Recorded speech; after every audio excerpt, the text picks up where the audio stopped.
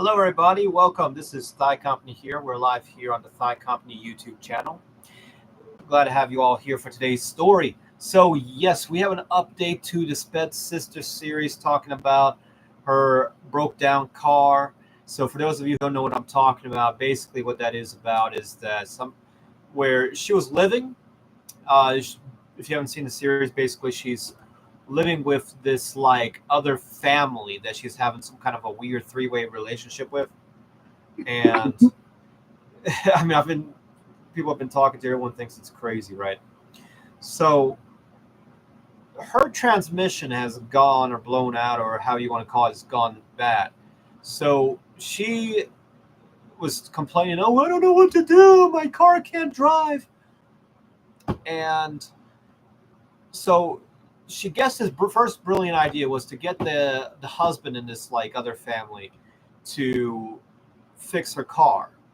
And the guy is basically not a car mechanic, so I don't know what he's trying to do. And he's like, "Oh, I can just fix everything." But then he's like, "Oh, if you give me money, I'll fix it," even though he was driving the car for free, using and wearing the car. So that's like, who's trying to finesse who in this situation, right? So the next thing that she does is she goes to some shop. I don't know what shop, but they tell her that, oh, to fix the transmission, it's going to cost $2,500. And she's like, "Oh, I don't have that money. I don't know what to do." And at the time, she wasn't working on it. So she decides that she's going to start applying to a bunch of jobs. And I believe she got 2 new jobs. First job was working a retail job selling like gifts at a gift shop. And then the second job is working at some place where they basically drink wine and get drunk and then paint on a canvas. And she wants to be an instructor there. So, she needs a way to propagate her alcoholism, basically. And so she got these 2 jobs. I don't know what she's making, but she's making some kind of money, supposedly. And so I'm thinking, okay, she's been working now for probably at least a month, and she must have saved up at least some money. Turns out she hasn't saved up nothing.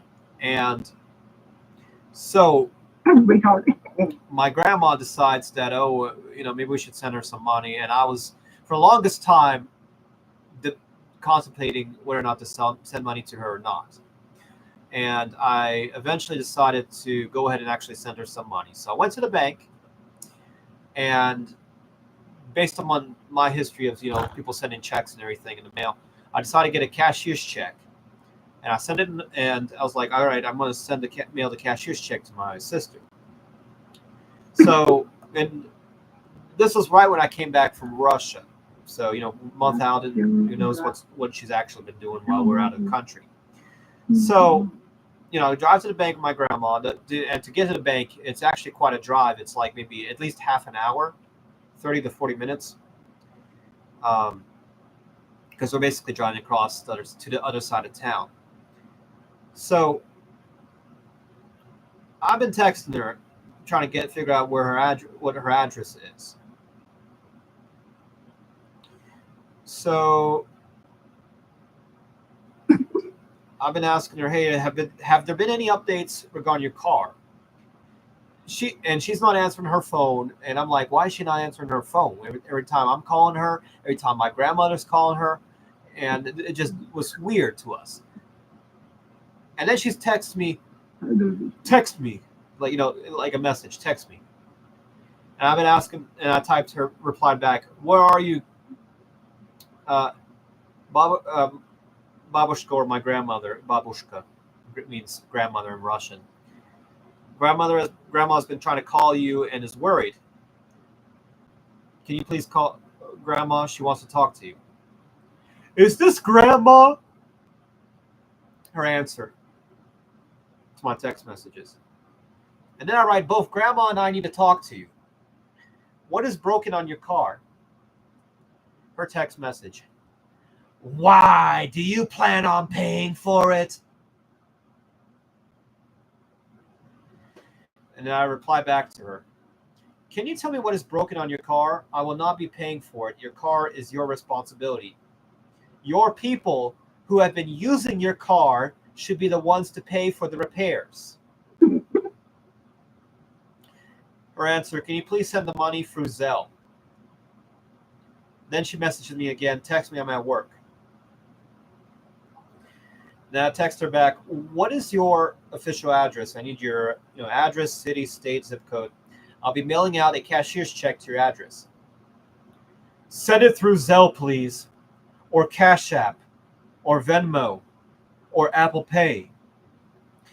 I text her back, I cannot send it through Zelle. I made an official cashier's check that we mailed out through the mail. You will need to then sign the check and deposit it into your bank. No, that is too complicated. I text her back, are you not able to deposit the check into your bank account? She replies back to me, download the Zelle app or use Cash App, Venmo, or Apple Pay. So I text her back, this is going to be difficult on my end, as well as I have to do a special request then for the bank to transfer money over to Cash App. Are you incapable of depositing a check into your bank account? She replies back, where does it say you have to do a special request? And I'm like, okay, I'm done at this point. So I text her back, here's my final stance. Since you're not answering yes or no to my question of depositing a check into your bank account, I'll have to cancel the cashier's check and we'll have to take it from there. She replies back to me instantly, taking it from here, aka also known as using an app like I asked you to.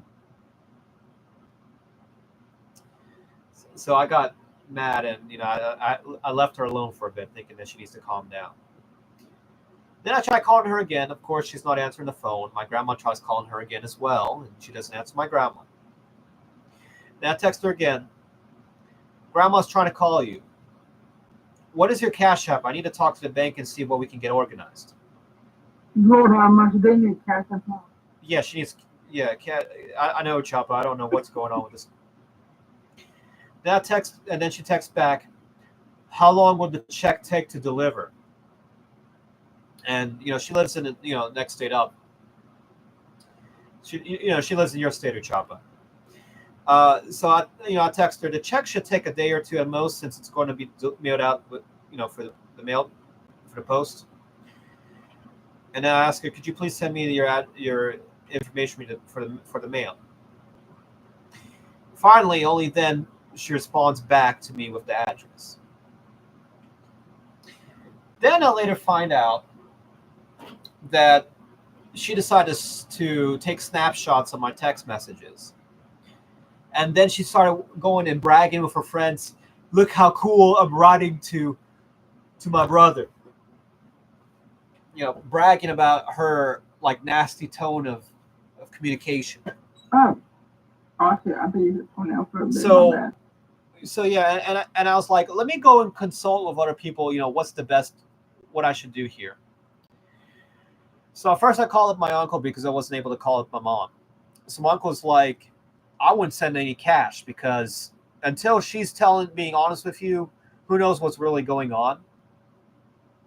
So that's basically what he's saying. My mom is saying that she was also very hesitant of giving her money too, and she's like, I don't think I would have given her money. And I told her, well, how about I give, I'll see if I can get her to pay the money back to me. We'll see. We'll find out, because I did message her that, hey, it's not my responsibility. But my grandma was like, nah, I doubt that she'll give you any money back and pay you back. So I don't know, man. If I'll figure out some kind of deal with her, I guess.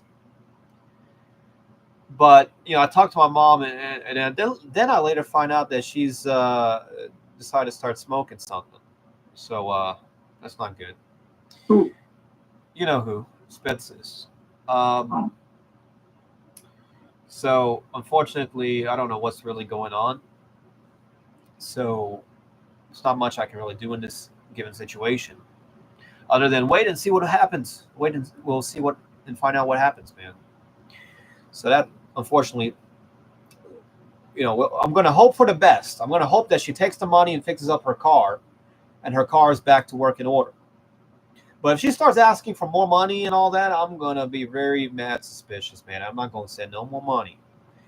Because she said 2.5. How much you send? How much I sent? I sent her 2,000. Oh my goodness, brother. And this is the reason I sent that amount was because my grandmother decided this was the amount that we should send. So I'm not even about to be back. So yeah, all right, chap. I got you. But I'm gonna wrap up the discussion here. So yeah, we're gonna hope that she fixes up her car. My uncle thinks that 2,500 sounds like a very weird number. He said basically to me that to fix up a transmission is gonna cost like 4,000 to 5,000, not 2.5. So I don't know. Who knows what prices are? Maybe they have some kind of deal going on where she's at. I don't know. But yeah, it's pretty weird, pretty suspicious, guys. I don't even know, what I would even do in such a crazy situation. But then again, you can argue, hey, it is family, and family. You should be, you don't leave behind your family. So who knows? But she's been having this weird, very strange behavior, man. I don't even know what is the reason behind all of this, but pretty unusual. So yeah, guys, that pretty much that covers Sped Sis, what's been going on lately, the big update. Otherwise, Sped Dad, from what I've heard from my uncle, he says that he's starting to do better now that he's used to being in that new nursing home. But he's still having issues, of course, with memory. But who knows? We'll see. All right, guys. But yeah, if you have not already, make sure you do subscribe to Thigh Company. Hit bell icon so you do get notifications. Like this video, give the video a thumbs up, and comment down below what would you do in this situation. Otherwise, guys, Thigh Company here, and we'll see you in the next one. Peace out and take care.